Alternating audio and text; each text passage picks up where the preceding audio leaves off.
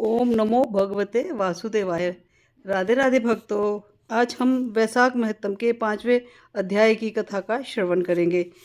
नारद जी कहने लगे, हे राजन, वैशाख मास सब धर्मों, सब प्रकार के तापों, सब महीनों और सब दानों से अधिक है, क्योंकि जब सब युगों का अंत होता है तब सब देवताओं के राजा शेषशायी विष्णु भगवान संपूर्ण लोक और जीवों को अपने उदर में समेटकर प्रलय के समुद्र में शयन करते हैं और योग माया के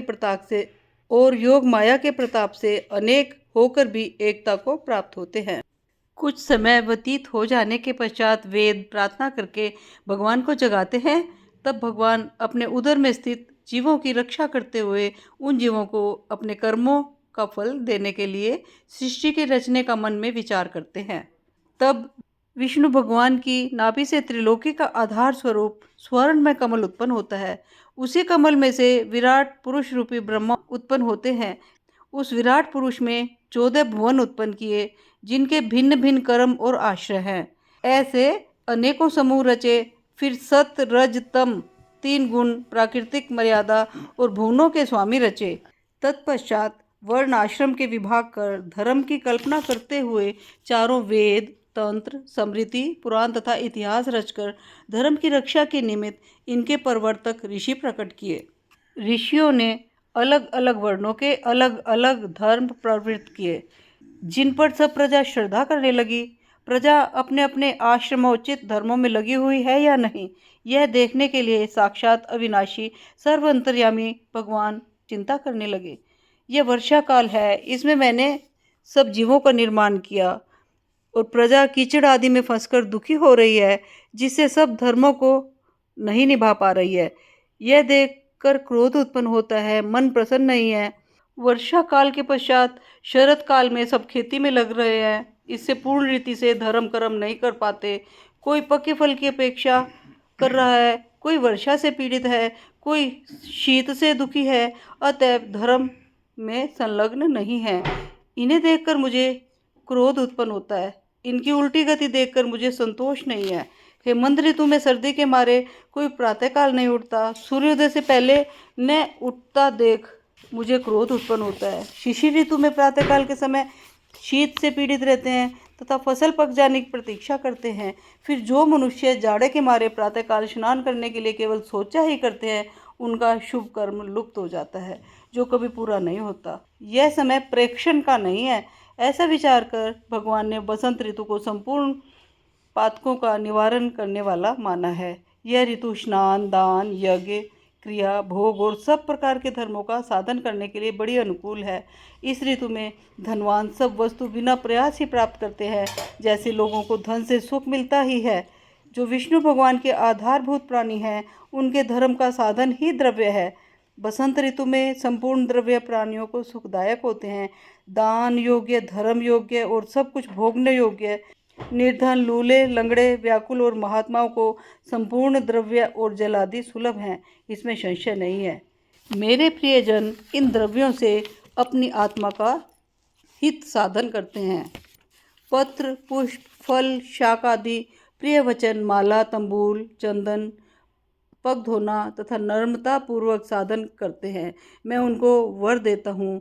ऐसा कहते हुए विष्णु भगवान लक्ष्मी सहित चारों ओर वनों को देखते चले, जिनमें अनेक प्रकार के फूल खिले हुए हैं, जिनमें हष्ट पुष्ट प्राणी रहते हैं और मतवाले भ्रमर और पक्षी विचरण कर रहे हैं। ग्रामवासियों के बहुमूल्य आश्रमों के आंगन, उद्यान, स्थल लक्ष्मी जी को दिखाने लगे। उनकी देवता, मुनीश्वर, सिद्ध, चरण, गंधर्व, किन्नर, नाग, राक्षस सब स्तुति करते हैं। वर्णाश्रम वासियों के घरों में जाकर मीन की संक्रांति तक लक्ष्मी और सब देवताओं और मूर्तियों सहित भगवान रह करके लोगों के कर्मों का निरीक्षण करते हैं। धर्माचरण करने वाले पुरुषों की मनोकामना पूरी कर देते हैं और मदोन्मत्त लोगों की आयु और धन आदि को हर लेते हैं।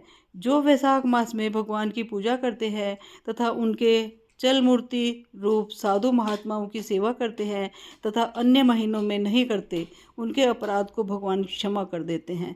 जैसे अपने देश में आए हुए राजा को देख उस देश के निवासी मनुष्य बहुमूल्य भेंट पूजा लेकर राजा की पूजा करते हैं, तब राजा मनुष्यों के पूजा के आकार आदि द्वारा यह जान लेता है कि किसकी सेवा पूरी है और किसकी थोड़ी है। उचित पूजा होने पर प्रसन्न होकर निश्चय ही उसे मन वांछित फल देता है और जिनकी पूजा सेवा ठीक नहीं होती उन्हें दंड देता है। ऐसे ही भगवान विष्णु वैशाख मास में जो अच्छी रीति से पूजा करते हैं उन्हें मन वांछित फल देते हैं और जो नहीं करते हैं उनके धन आदि को हर लेते हैं। धर्म के रक्षक भगवान विष्णु इस मास में प्राणियों की परीक्षा कर लेते हैं कि वो अच्छे से सेवा प्रार्थना कर रहे हैं या नहीं। इसीलिए यह वैशाख मास सबसे उत्तम है। इति वैशाख मास महत्तम कथा का पंचम अध्याय पूरा हुआ। ओम नमो भगवते वासुदेवाय। अब हम गणपति जी की कथा का श्रवण करेंगे। एक बार माता पार्वती ने स्नान के लिए जाने से पूर्व अपने शरीर के मैल से एक सुंदर बालक को उत्पन्न किया और उसे गणेश नाम दिया। पार्वती जी ने उस बालक को आदेश दिया कि वह किसी को भी अंदर न आने दे। ऐसा कहकर पार्वती जी अंदर नहाने चली गई। थोड़ी सी देर के बाद भगवान शिव वहां पर आए तो बालक ने उन्हें अंदर जाने से रोका और बोले, अंदर मेरी माँ नहा रही है, आप अंदर नहीं जा सकते। शिवजी ने गणेश जी को बहुत समझाया कि पार्वती मेरी पत्नी है, मुझे अंदर जाने दो, पर गणेश जी नहीं माने। तब शिवजी को बहुत गुस्सा आया और उन्होंने गणेश जी की गर्दन अपने त्रिशूल से काट दी और अंदर चले गए। जब पार्वती जी ने शिवजी को अंदर देखा तो बोली कि आप अंदर कैसे आ गए? मैं तो बाहर गणेश को बिठाकर आई थी। तब शिवजी ने कहा कि मैंने उसको मार दिया, वो मुझे अंदर नहीं आने दे रहा था। तब पार्वती जी रौद्र रूप धारण करके बोली कि जब तक आप मेरे पुत्र को वापस जीवित नहीं करेंगे तब तक मैं यहाँ से कैलाश पर नहीं चलूंगी। शिवजी ने पार्वती जी को मनाने की बहुत कोशिश की पर पार्वती जी नहीं मानी। सारे देवता एकत्रित हो गए, सभी ने पार्वती जी को मनाया पर वे नहीं मानी। तब शिवजी ने विष्णु भगवान से कहा कि किसी ऐसे बच्चे का सिर लेकर आओ जिसकी माँ अपने बच्चे की तरफ पीठ करके सो रही हो। विष्णु जी ने तुरंत गरुड़ जी को आदेश दिया कि ऐसे बच्चे की खोज करके तुरंत उसकी गर्दन लाई जाए। गरुड़ जी के बहुत खोजने पर एक हथनी ऐसी मिली जो कि अपने बच्चे की तरफ पीठ करके सो रही थी। गरुड़ जी ने तुरंत उस बच्चे का सिर लिया और शिव जी के पास आ गए।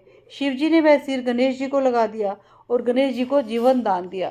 साथ ही यह वरदान भी दिया कि आज से कहीं भी कोई भी पूजा होगी उसमें गणेश जी की पूजा सर्वप्रथम होगी।